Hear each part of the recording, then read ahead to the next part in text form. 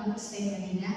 Nah, pada sore hari ini di sini kita akan bincang-bincang santai ya. Ya. Di mana rekan saya di sini dari Labuhan Batu. Ya. Namanya Dede. Jadi saudari ini juga merupakan salah satu mahasiswa daripada kampus Madinah program studi lanjut dakwah.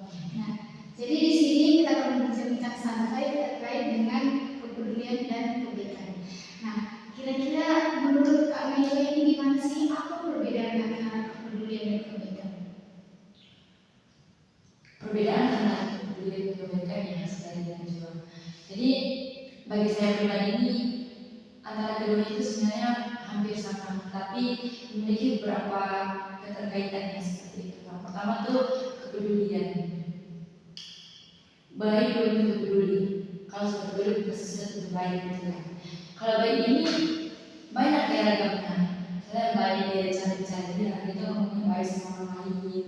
Itu sopan kalau ngomong gitu, baik dalam berbicara sama orang lain, baik dalam bertingkah laku, kemudian baik dalam menghadapi situasi gitu, emosi gitu. Tapi kalau peduli itu, yaitu ada ketika kita baik itu susah maupun senang seperti itu, peduli bagaimana kondisi kita, bagaimana keadaan sekitar, dia itu peduli gitu loh, merampak semua.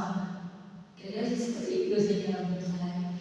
Berarti dapat disimpulkan ya, berarti kepedulian ini itu dasarnya itu memang dari hati. Iya betul sekali.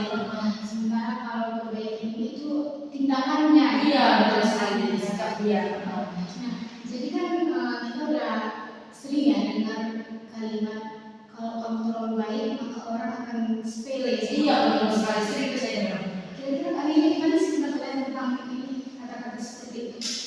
Gini ya sebenarnya momen ini sangat luar biasa ya sama perasaan saya saat ini gitu kan kita itu sering dengar istilah kita kalau terlalu itu menempatkan sama orang lain. Nah, istilah itu harus kita. Kenapa saya ngomong seperti itu? Ketika kita mendengar istilah seperti itu, seharusnya kita sebagai seorang manusia, sebagai seorang muslim itu jangan melakukan itu. Ketika ada kebaikan maka balaskan dengan kebaikan. Begitu juga sebaliknya. Ketika kita melakukan, ketika orang lain melakukan kejahatan, kita harus membalas kebaikan juga. Kenapa saya melakukan seperti itu? Saya ini ambil kisah dari Rasulullah SAW pada masa beliau dulu memperjuangkan agama kita, memperjuangkan Islam bukan hanya di Indonesia tapi di seluruh dunia, memperjuangkan Islam. Dulu Rasulullah itu bukan hanya sekedar omong-omongan aja gitu. Rasulullah itu dulu memperjuangkan agama Islam itu mati-matian. Beliau itu dihina, difitnah, dicaci maki. Tapi apa yang beliau lakukan? Dia tetap melakukan kebaikan. Rasulullah SAW. Jadi kalau saudari, maaf ya kawan, lagi perang fikih.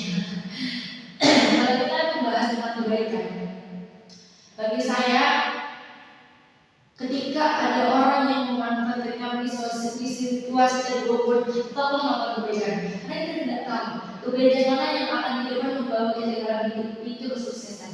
Kebaikan mana yang mengantarkan kita kepada jalan dan hanya Allah seperti itu. Nah, tinggal lagi ketika kita dalam teori psikologisnya, ini kita ambil teori psikologisnya. Ketika kita merasa kalau kita dimanfaatkan, kasih jeda sedikit terhadap orang itu. Kasih jeda sedikit, kasih waktu terhadap dirimu agar beristirahat dari rasa sakit itu. Karena kalau kita sakit hati dengan ngomong sama orang, betul-betul kan kayak emosi gitu. Ini apa sih? Bahkan kebaikannya aja kan menganggap itu hal yang buruk dari itu. Saya ngerasain itu. Saya sering tuh kalau saya lagi merasa sakit hati, saya masih dimanfaatkan, saya ngasih jeda dulu sama orang itu. Saya kasih jeda beberapa waktu. Setelah saya merasa baik lagi hati saya sudah merasa bersih, saya kembali melakukan kebaikan terhadap kejadian yang bagus. Dan saya sih itu menurut saya. Nah, sebenarnya kalau kita bahas tentang kebaikan ini ada banyak sekali. Iya betul sekali. Menurut Kak Nena, kebaikan ini ada nggak sih kaitannya dengan dakwah seperti itu? Oh tentu ada, ya. Karena tadi saya Najwa tanya tentang ada sih nggak? Ada nggak keterkaitan kebaikan dengan dakwah? Tentu ada. Karena sudah jelas di dalam Al-Quran ditulis kayak Allah Subhanahu wa taala itu berfirman bahwasanya wa ta'awanu 'alal birri wat taqwa wa ta'awanu 'alal ismi wal 'udwan. Yang artinya dan berlomba-lomba kamu dalam berbuat kebaikan dan jangan kamu lomba-lomba dalam berbuat keburukan. Seperti itu. Nah, tentu karena dakwah itu kan bukan hanya sekedar berdakwah di pintu mimbar atau dari pintu ke pintu masjid bukan. Karena dakwah itu kan menyeru kepada hal kebaikan, mengajar kepada kebaikan dan mencegah kepada kemungkaran. Dan saya ingin disampaikan wasiat dari seorang khatib dalam khutbah Jumat. Imtisalul awamir wajtinabul nawahi, yang mengerjakan segala sesuatu yang diperintahkan oleh Allah dan menjauhi segala sesuatu apa yang dilarang oleh Allah Subhanahu wa taala. Tentu banyak kita tidak sendiri, apalagi kita seorang muslim seperti itu. Nah, kita sudah dengar ya penjelasan dari Kak Ina tadi tentang kebaikan dan tentang kepedulian. Iya, karena dua-dua ini memang sangat erat ya. Iya, keterkaitannya.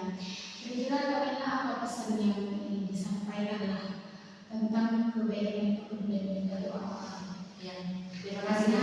Karena banyak sekali ya orang sepele dengan kebaikan dan kepedulian ini. Bahkan banyak orang berbuat baik dan berbuat peduli, tapi balik itu semua ada tujuan tertentunya seperti itu.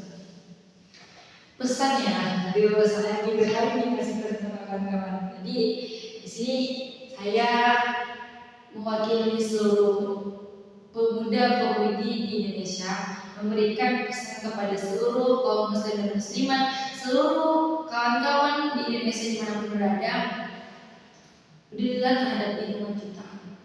Karena kita tidak tahu situasi sulit mana yang akan kita hadapi ke depannya. Kebaikan kecil yang kita lakukan hari ini akan bermanfaat bagi kita di dunia kelak. Seperti Al-Quran, Allah Subhanahu wa taala berfirman, "Wa may ya'mal mithqala dzarratin khairan yarah, wa may ya'mal mithqala dzarratin syarran yarah." Nah, lakukanlah kebaikan walaupun sebiji jarum. Jadi, apalagi di zaman sekarang ini, kita yang saat ini kita anggap susah itu, kita anggap kita tidak mampu, banyak orang di luar sana itu yang lebih tidak mampu daripada kita. Ada banyak orang di luar sana yang bahkan untuk meminum setetes air pun ini sangat susah. Untuk itu, berdirilah terhadap sesama, apalagi kita seorang muslim dan muslimat. Sakitnya saudara-saudara kita itu bukan sakitnya kita, bahagianya saudara-saudara kita itu merupakan bahagianya kita. Jadi berdirilah terhadap lingkungan kita. Kita utamakan dulu ruang lingkup sekitar kita, baru kita peduli terhadap orang lain seperti itu. Karena gimana kita mau peduli terhadap orang lain kalau rumah kita sendiri belum kita pedulikan seperti itu. Terus melakukan kebaikan dimanapun berada, yakinlah bahwa setiap yang kamu lakukan kebaikan hari ini akan berbuah hal besar di kemudian kelak untuk kita semua seperti itu. Ya, saya sangat sepakat juga ya dengan apa yang katakan oleh saudara Dina tadi, karena kepedulian dan kebaikan ini kan merupakan salah satu etika kemanusiaan. Iya, betul. Karena dengan adanya rasa kebaikan ini kan munculnya itu dari rasa. Iya, empati. Ada rasa empati seperti yang dari situ munculnya kebaikan dan kepedulian. Iya.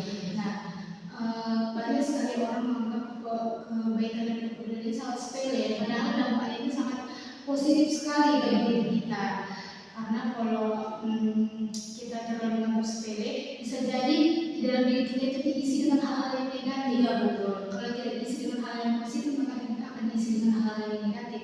Jadi pesannya pada saudara ini, mari kita berbuat kebaikan ya. Mari kita berbuat kebaikan dan kepedulian. Jangan memandang baik itu warna kulit ataupun ras ataupun dari segi agama lah, karena manusia yang memang betul-betul adalah manusia memanusiakan manusia lainnya Dan bermanfaat bagi manusia lain.